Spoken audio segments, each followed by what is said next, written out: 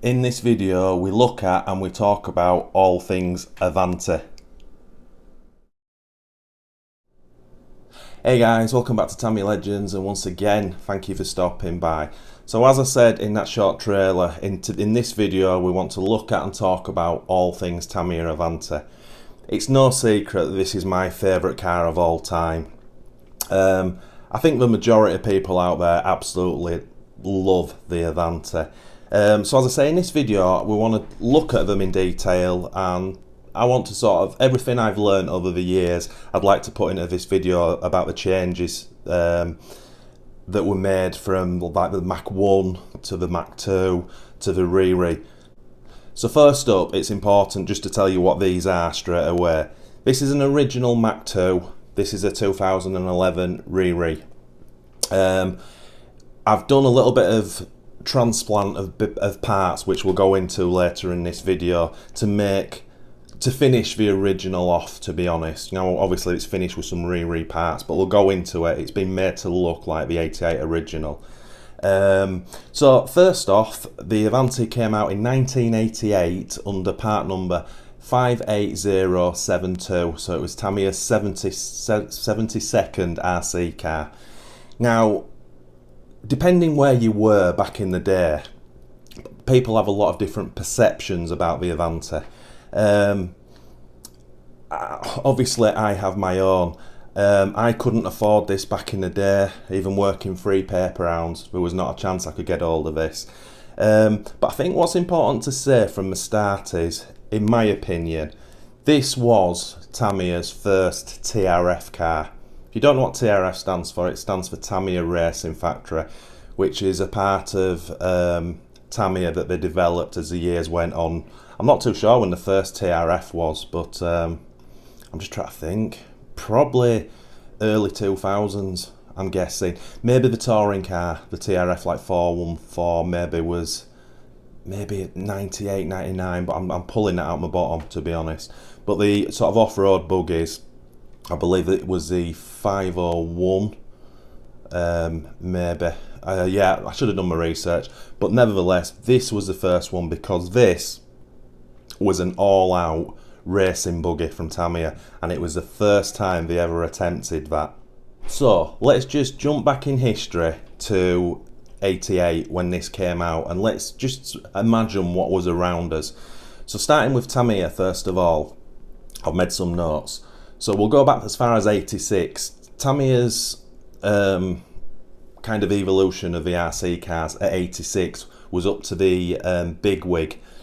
Not, I love a big wig, but not what you would call a race car. In 87 was the Hotshot 2. Again, not what you'd call a race car. Also in 87 was a Super Sabre, which was basically the last Boomerang. Just a different shell, different colour shocks. Again, not what you'd call a race car.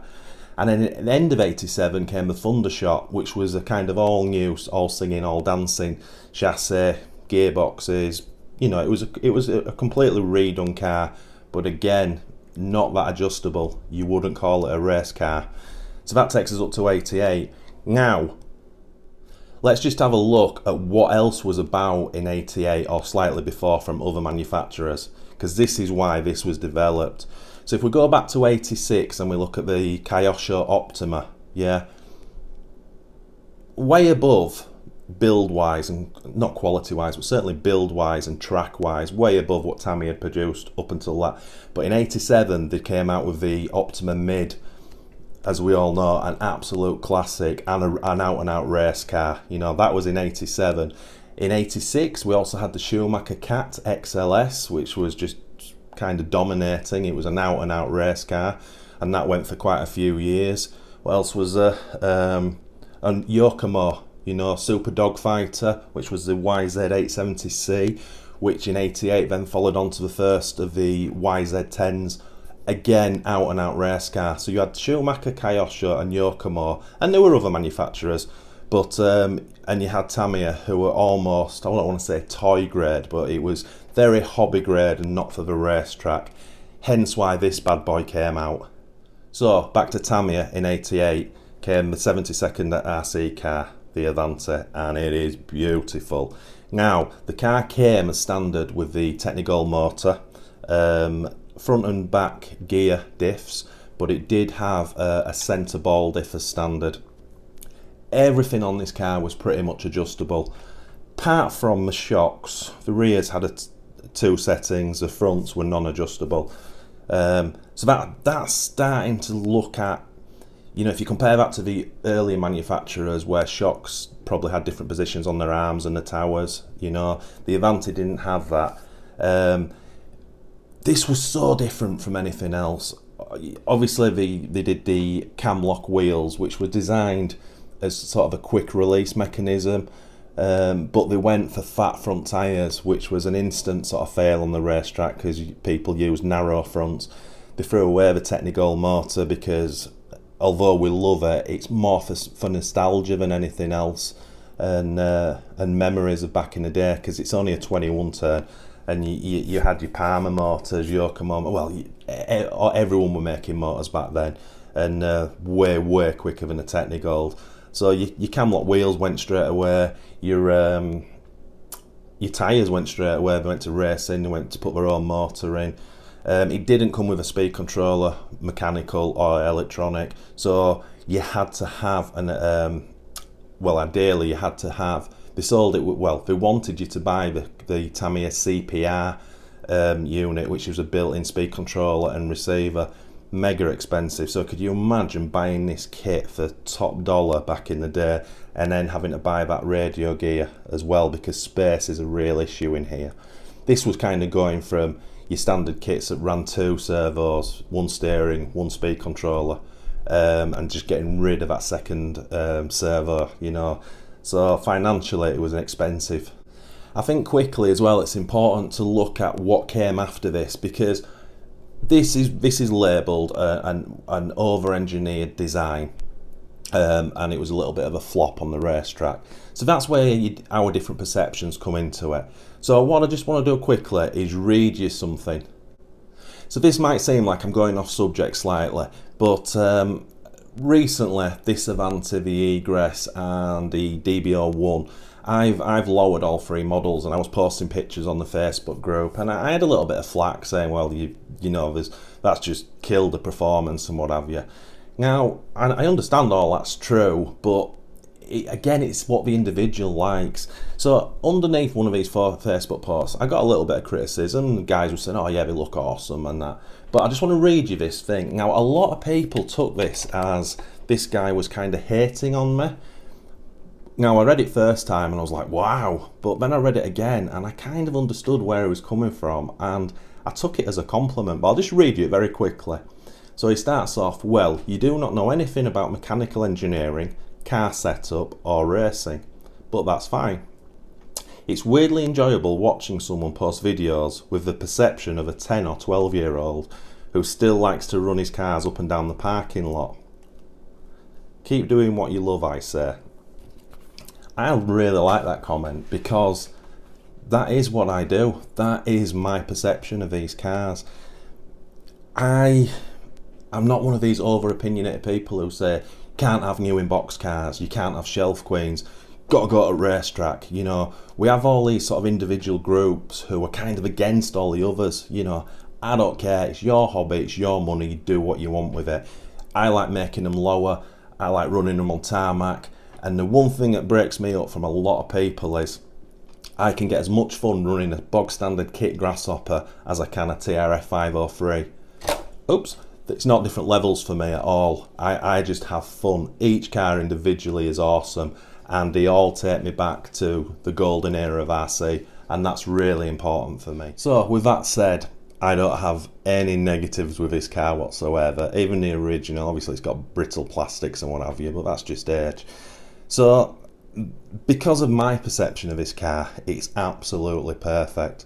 Now, I've run an original and it ran superb. I've also run a 2011, and I ran it pretty hard, 2S, 3S, speed runs, ragging it around the gravel and whatever. This is a really good car. This car runs really well. So, when people say it was a bit of a flop, just remember, you're talking about the racetrack brigade back in the day. You know, they are different levels. You know, it's all about setup and performance for them. But you take a 2013, you put your motor and your battery in it, you are going to have epic fun with the Avante, because it runs, because of the centre diff and the way it's set up and the short wheelbase, it has its own characteristics when it's running, and it's so much fun. And I'm going to go out on a limb, there's no better looking car to watch ragging around. It's so much fun. So before we bring the camera over, let's talk about the Avante 88. So there's a Mach 1 and there's a Mach 2. Most people are aware of this now. This particular original 88 is a Mach 2.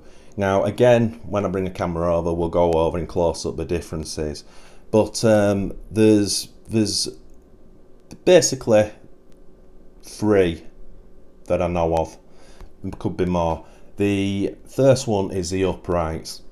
Now I'll put a picture up now. This is the best picture I've ever seen, where you can actually see the difference in the 2 uprights. So I believe on the left hand side is the Mach 1, and I'm pretty certain on the right hand side is the Mach 2. Now if you look at the casting in the oval bit, the original doesn't have any, the second, the Mach 2, is slightly strengthened. But the biggest telling point is on the actual hollow casting on the arm, where you can see it's a lot fuller for strength.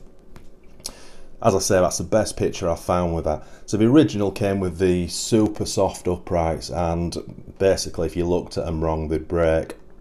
It also only had 1 nut on the camber links on the front, and it also had 2 shorter screws in the back, and that's what makes it a Mach 1. When the Mach 2, so basically in 88 they released this. Now I always pull this figure out my bottom and I always say 6 months after the release. I have no idea if it was 6 months or, I don't know. But around about that time, Tamiya obviously must have started getting a lot of complaints of these parts breaking. So that's when they went to the Mach 2 upright.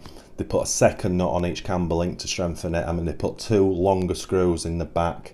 I'll try to show you the screws when we come closer.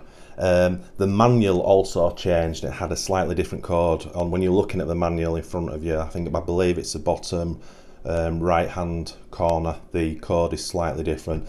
The box was identical. So I see a lot of debate where the people seem to think the Mach 1 is rare. Again, it's something I differ on, and this is only because of what I've seen predominantly on the Facebook group. When people find originals and they post pictures of it, the majority I see are Mach 1 versions. Again, just my opinion, I think there's less of the Mach 2s. Now, I'm not saying this is better, or this is better, a rarer car to have than a Mach 1. No, it's not at all. But I just think the majority of the 88 Avantes out there are the Mach 1. I could be wrong. So back to the uprights. They did a third one, which went on the Vanquish. So I think now it's important to look a little bit at the cars that followed from this. So from the Avante came the Vanquish. Now that gets bandied around as a poor man's Avante, and that couldn't be further from the truth. Again, my opinion. I believe on the track the Vanquish would probably be better than the Avante, because of its longer wheelbase. It had the one-piece wheels, narrower front tyres, so you're going to get way better steering. As I say, it had the 3rd generation upright, so it was as strong as it could be back then. Obviously they took a lot of metal parts off it, and it was a plastic bathtub chassis, yellow CVAs and what have you. So, you know, I think they brought the cost way down on it and made it more affordable, but as performance-wise, it was a better car than the Avante. So from the Vanquish came the Egress, the all-singing, all-dancing TRF car, let's call it. Full carbon, high-capacity dampers. They'd got rid of a lot of the over-engineered bits on the front and back, and made them a lot more basic. And that, you know, the Egress was a little bit of a thoroughbred back then, and brand new shell wing and undertrain, what have you. We're gonna, as the camera comes over, we've got an Egress, and the whole chassis design completely changed from the Avante. And then becomes, although the Egress is not an Avante, it's a car in its own right. From the Egress came the Avante 2001. I'm never sure what the purpose was of the 2001 Avante, if I'm honest. I have 2 ways of looking at it. I have what I would have loved it to be, but what it actually was, if this makes sense. So just bear in mind, we had the Avante, Vanquish, Egress, then the 2001. I wanted it to be the all singing, all dancing improvement of the Avante, the original, if that makes sense. So they'd already copied the Egress chassis, but gone back from carbon to FRP or GRP. I'm pretty sure it's FRP, fibre reinforced plastic. So they'd already done that. So it had its new and improved geometry. It had the third generation uprights. It had this superb new Avante shell, wing and under tray. Under tray completely changed its design because of the upper and lower deck changing round.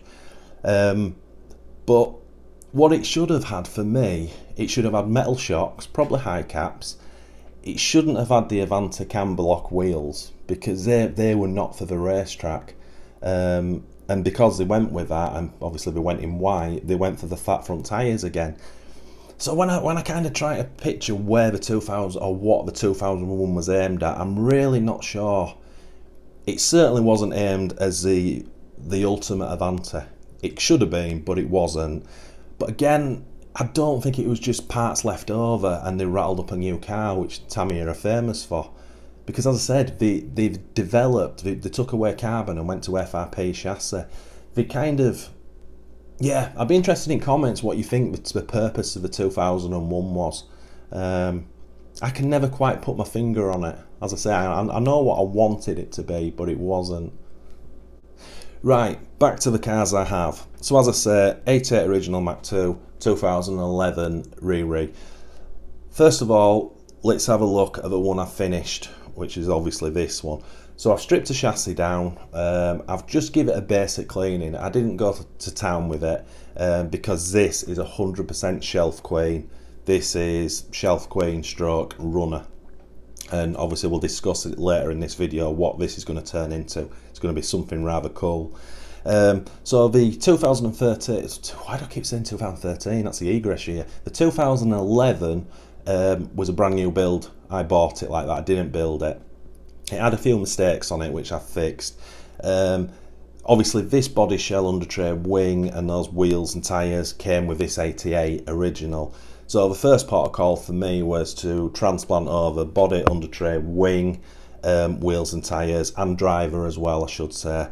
So we've got a completely finished car. I've lowered it, I put spacers in the shocks. As I say, this is not going to run. It's got an old battered technical motor that it came with, which I put a brand new MCI Racing technical decal on, and it's just for looks, just looks alone. Which leaves us obviously the 2011 chassis, so I've just built it back up with this body shell for now. But this car is going to turn into the black version, the black special, but we'll look at that later. So let's have a close-up of this one. So as you can see, the thing is absolutely gorgeous. So cosmetically wise, as I say, Riri wheels and tyres, shell, under tray, wing and Riri driver, everything absolute 100% box art. I did have some MCI original reproduction decals left over, so I've changed the standard 2011 Diablo engineering to the original Space Tech. That's probably the biggest decal change the original had to the Riri. I've also changed the Weber and K&N filters decals over. Now I have got three decals missing that I don't have. This GR at the front needs to change, and the two black ones which you can't see just below on the side of the wing, they need to change as well, which I'll do at a later date. But at a glance now, it looks like the body shell's an original one, which is, you know, it's just for my purpose only, that I just enjoy looking at them like that. It's not that you would ever try sell it as original, but you've got to make them look as close as you can. So let's whiz the body shell off, and well, let's take it apart down to the chassis, and then we'll go through what the differences are from the Mach 1, Mach 2. Just before I do that, there's a thing I find really interesting. So 2011 box art of the Riri. Now this whole Avante picture is absolutely stunning, but the picture, how they've done it, it is actually the 2011. So you've got all the Diablo engineering decals, RPM exact. What else have you got? That's I'm not too sure about the front uprights on this. It's difficult. They're not the true gold colour. But my point is, the whole car box art is the Riri. Now, I'm going to now show you the Egress, because 2 years later the Egress came out, but on the box art picture of the Egress box, they went with the original. So I'm just curious, I wonder why they didn't bother with the Avante and they went to all the hassle of redoing the box art to 2011 style, but the Egress they didn't, and they went with the original. So I'll just show you that quickly. So when you look at the box art on the Egress, you've got the original blue turnbuckles, you've got the correct font down here, where I've changed, this is obviously a Riri, but I've changed it, that's the original font which matches the box. And you've also got the parts B8 and 9, which was the angle of the shock towers. So 2 years later, so what I find interesting is in 2011 they changed the Avante box art to match the Riri, but on the Egress 2 years later they left the original box art on. I know it's kind of a nerdy fact, but I just found it interesting. So there we have it, naked. So as I say, it's a beat up old Technigold. There's actually no brushes in it. It was all kind of damaged, but it makes it perfect for a shelf clean. That's the MCI decal that I've put on it. It's not a million miles away from the original, but it gives that initial glance when you look at it that it's a sort of a proper decal. So as you can see, the Avante chassis has the FRP, which is fibre reinforced plastic. GRP is glass reinforced. I'm pretty sure it's FRP, but either way it doesn't really matter. So you have the large top deck, and then you have the narrower bottom deck. Now this is all protected by the beautifully moulded under tray that they had, and the purpose of the under tray was sort of a quick release idea to change batteries. It clamps on at the front with one body pin at the back. You take that out, the whole under tray lifts up like that, allows you to drop this battery mount out, slide your battery in and put it back on without touching the shell at the top. So first up, these are the lovely uprights we're always talking about. I'm just having a look at these myself. Yeah, that's interesting. So what I'm looking at first of all, because this is a Mach 2, the oval bit in the centre, as I showed you on that picture earlier, when they strengthened it, they went with those inner thins and then put more cast inside this channel. Now,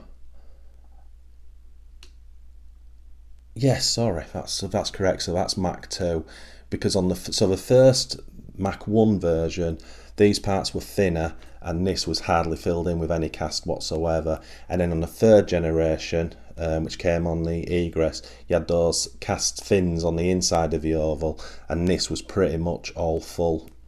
So that's your big difference from Mach 1 to Mach 2.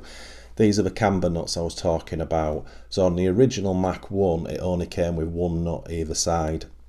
So I don't know what happened. I'm guessing these camber links were pulling apart when they were racing round, so they went with a second locking nut on each one. So those uprights and those camber nuts are the ultimate way, or the quickest way to tell if you've got a Mach 1 or Mach 2. As I said earlier, there were two screws, and I'm not too sure if we can see them, which went into the back. I don't think we can see them.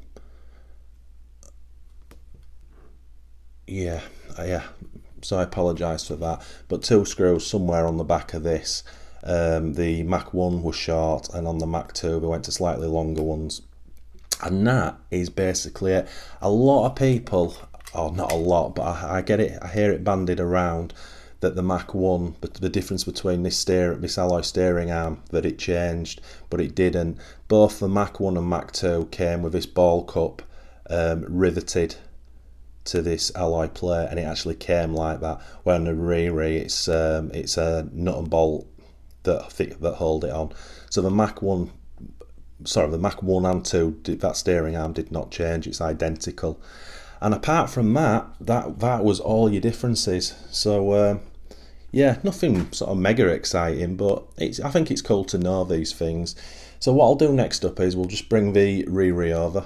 So at first glance doesn't look too much different, but it is very different.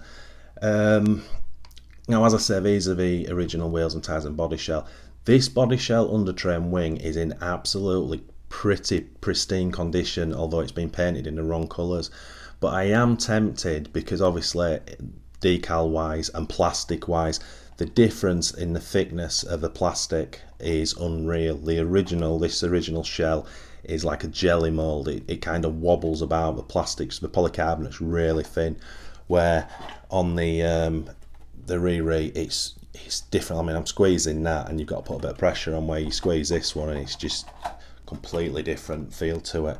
But yeah, I am thinking whether I just sell that on for 25 quid to someone who's going to put the time and effort in to strip the paint out. But once they do that, they're going to have a pretty mint original shell. But anyway, that's for the future. So what I'll do next up, let's make a naked, and then we'll look at the differences between them. So first glance at the 2011, if you know your Avantes, there's just a couple of things that stand out and are really in your face. This is, out of all the re-release cars that Tamiya have done, I would go as far as to say this is the best upgraded Riri they've ever done. And I say that because this came as standard with full carbon chassis, rear shock tower. They really beefed up this upright. This is, it's completely different to what the originals, even the third generation. Similar shape, as you can see, really beefed up. So let's put these side by side. So not massively different of the front ends. The 2011 came obviously with a double camber link nuts. Obviously these big, highly sort of reinforced uprights, which they look pretty cool, to be honest. One of the big differences on the 2011, it came with alloy hexes, which have got the grub screw in to keep them on, where the Avante came with these kind of much softer alloy, and these were, I don't know what you call it, serrated to fit onto, I'll show you on that one, which just, you turn it and then it fits like that, whereas these don't come off, these just come off. That's a big difference. Now the drive shafts were completely different. They completely redid the universal shaft. The original has the sort of epic one that I like, the kind of almost gunmetal grey colour, with a really nice sort of larger universal cup, whereas this one is it changed the colour, but the whole design of the universal joint itself is kind of that ball design. But again, I'm guessing that's an improvement. As I say, chassis wise, full carbon and a lot thicker than this FRP stuff on the original. Another thing I find interesting bringing the Egress into play is when they did the 2011, they made the choice to go full carbon on it, which I kind of question why, and I said Egress earlier, and I apologise for that, I meant the Top Force. When they reread the 2017 Top Force, they copied it identical chassis wise with the FRP top plate, bottom plate on the Top Force, and then with the view later to selling the carbon upgraded chassis for the Top Force, to make extra money. I wonder why they didn't do that on the Avante, because the Riri could have had FRP, and then as an optional extra, months later, they could have sold the carbon top deck, lower deck, and shock tower as an upgrade. So it kind of tells me that Tamiya knew how special this car was, and they wanted to sort of go full carbon straight away, if that makes sense. And then when we come to the rears, obviously we had this on the original, we had this really kind of, what will it be, about 2 or 3 mil FRP rear shock tower going into this sort of aluminium bracket. But when you look at the 2011, you got this really substantial carbon shock tower, and you've got this whole sort of alloy mechanism that holds a shock tower on is really beefed up. I don't ever remember hearing complaints about this shock tower snapping or this not being good enough, so I'm not too sure of the reasoning why they went to this sort of bulkier affair on the 2011, but nevertheless it looks very, very cool indeed. One last thing, the colour of the shocks differ. The 2011 is a much more forced gold colour, whereas it was a less harsh gold colour on the originals. These have slightly faded, but not that much, if I'm honest. But I think you can see, if you look at those two now, there's quite a huge variant in colour there. So at this stage, I feel it's important to bring the Egress chassis into it, because, as I said, this started from the Avante. So the first obvious thing you see, the chassis was reversed. So on the Avante you had the large top deck, narrow lower deck, and as I say, the opposite on the Egress, large bottom deck and small top deck. Wheelbase wise, let's see if I can bring this camera up and just show you this. Just should have done this off camera first of all. Let's just center that. So this was the biggest sort of improvement when they went to the longer wheelbase. So again, from the Avante, this wheelbase was from the Vanquish Egress, and then followed on to the Avante 2001. But what you can see, I hope, whereas you look at this back end of the Avante and you've got all this sort of fancy camber link, you've got all this metal joining down here for this rear arm, and again here. The Egress was just so much sort of easier. They went to a plastic arm, which again started on the Egress, much sort of bog standard turnbuckle ends that we're used to nowadays. And again, the whole L-shaped arm is plastic, whereas metal on the Avante. So they made a big difference. On the fronts, just line this up slightly. Obviously the Egress came with the gorgeous high caps, and as I say, these fancy brackets here to get the shock angle correct, whereas the front shocks on the Avante were way shorter, and there's not a lot you can do about those. You can fit high caps to this car, but you need a different or an extension of the front shock tower, which I'll show you in this video later. The Egress 2013 came with the brand new upgraded same uprights as the 2011 Avante. But I think it's quite important just to sort of appreciate the Egress chassis, because you know its roots came from the Avante. So as I said earlier, I couldn't be happier with how this thing is looking.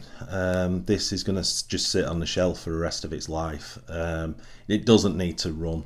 And as I say, it's kind of lowered for the shelf, and this is kind of the stance that I like to see. I like to look at them and imagine them running, but obviously when you're doing shelf queens and there's no electrics or batteries in them and what have you, the cars do sit a lot higher and they don't look the best on the shelf. Again, just my personal opinion, whereas that thing now is absolutely superb. What I should have said earlier is on the 88 Avante, there was a different change, whereas they did the 88 Avante without the Technigold, and it had a sticker on the box, and I think it said something like Racer Edition or whatever. So it made it slightly cheaper to buy, but it was just a case that you did not get the Technigold in the kit. There's been a lot of debate on the forums whether those were the only kits that were actually released into the UK, but I've heard both sides of it, so I just think it was just something Tamiya did, and eventually those kits got kind of all around the globe, as it were. So that's what's happening with that one, but let me just now go on to the 2011 one and show you what my plans are for that one. So obviously this is going to be the runner, but I was kind of debating what I was going to do, maybe a custom shelf for it or whatever. And then I got sort of thinking, it was like, well, what would you like it looking like once you've ran it and what have you? So I've started collecting bits for the future project. So I was lucky enough to have some Egress rear tyres and Egress front tyres. That's a bit of a giveaway what this thing's turning into. Anyone know? Stick it in the comments, because I'm going to show you now. So since then, I've bought front and rear Avante Black Special wheels for it. I've now got the Tamiya decals, Avante Black Special decals. So that's what we're going to be doing with it, is converting it to a Black Special. Now, I should have shown you this, but in this box we have full TBG shell, wing and under tray. I've also got the paint for it. Now the only other things to show you how this is going to differ, the standard, sorry, let's just bring this camera down a little bit. The standard Avante 2011 comes with the what is it, the Tamiya GT tuned motor as standard, which is a 25 turn brush motor, and they did a fancy kind of decal on it to make it resemble the Technigold, which was an awesome feature. So I had that brand new motor in here, and I was also given the same motor but with the big wig decal on. So I've sold those, and I've been so lucky to source an Avante Black Special motor which hasn't arrived from the UK yet. But there, for some reason, those motors are super rare. Again, it's just a GT tune motor, 25 turn. But because it's got the Avante Black Special decal on, they kind of command silly money. So I've been donated that, and I'm going to talk about the process of putting all these parts together when I start making this video. So I've got that motor coming. I've also bought the Tamiya Avante Black Special carbon racing steering set for it. It's basically what the Egress has as standard, but this unit here gets rid of, there's a lot of slop in this steering. This is brand new and you can just feel all the slop. You know, it's not the best. So you get a carbon plate here. This is all full of ball bearings when you get it. It's cost me about £30, so I'm waiting for that to arrive. I've also, because I pinched a driver from this, I've ordered, and I've actually got a Black Special driver coming for it, which it looks identical, but the plastic's just a slightly different colour. Makes no difference, it's all got to be painted. So I've got that coming. And what else is there? There was something else, and I can't remember what that was, just to make it a full Black Special. Anyway, the only difference that I'm going to do on the Black Special is I want to go with high cap shocks. Now, whether I do that as I'm building this whole thing or I do it at a later date, but my buddy Nick, who does all the carbon gear, you'll know Nick from the Facebook groups, or some of you will. He's the one who does that absolutely epic carbon top force chassis that a load of us guys bought. So I've been working with him because basically when the 88 Avante came out, they also launched in, I don't know, 89 I'm guessing, the high cap shocks for it, which were just off the Egress. But in order for you to fit the fronts, because they're way longer, Tamiya, with the actual high caps, the upgrade, you got this really small shock tower that bolts to these tower arms, and it just raises it up slightly, which allows you to put the longer high caps on. Now, because that was a hop-up part back in the day, it was FRP to match the chassis. Much later on, after the Tamiya had released the 2011, they did the same hop-up, and they did it with a carbon tower, which again came in with the high caps. So I was trying to get hold of one and couldn't get it. But anyway, Nick actually found an FRP, an original one, on eBay, and he's got it for like £8. So he's in the process right now of sizing it up, and he's going to start producing, or he's going to make me a carbon tower. But obviously, if all goes to plan, then you guys will be able to buy a nice carbon tower for your 2011 Egress Avantes, should you want that. This thing, when it's fitted with high caps, looks completely different, especially because obviously they're a lot beefier, and then when they go slightly higher, it just looks a bit more sort of meaty and in your face. So I'm looking forward to making that change. But as I say, hopefully all these parts will come in together so we can just incorporate all these black bits and get this car done and ready. The only thing that this will differ from a proper Black Special is obviously this has the Avante 2011 centre ball diff in there, whereas the Black Special copied the Egress and came with the one-way torque splitter. So there's 3 options available. Again, I've spoken about this on the Egress videos, but obviously now we have a brand new centre ball diff. We also in the Egress have the fixed setup, but I'm running my Egress with now, and in the box I have the one-way torque splitter option. So again, I've talked about sort of running the 3 different options in the Egress, but I may also do that in the Avante in running videos in the future, just to see what the differences are. But for now, this will be a Black Special but with a centre ball diff. That's the only difference once all those parts arrive. And that's about it. I'm sure there's stuff I forgot to mention, and no doubt it'll be in the comments. I'm I'm pretty sure I covered all the sort of important parts. So yeah, we've got this finished for the shelf, and then as I say, when those extra parts arrive, we're going to make this into a black special. A lot of people don't like the black special, and I was one of them.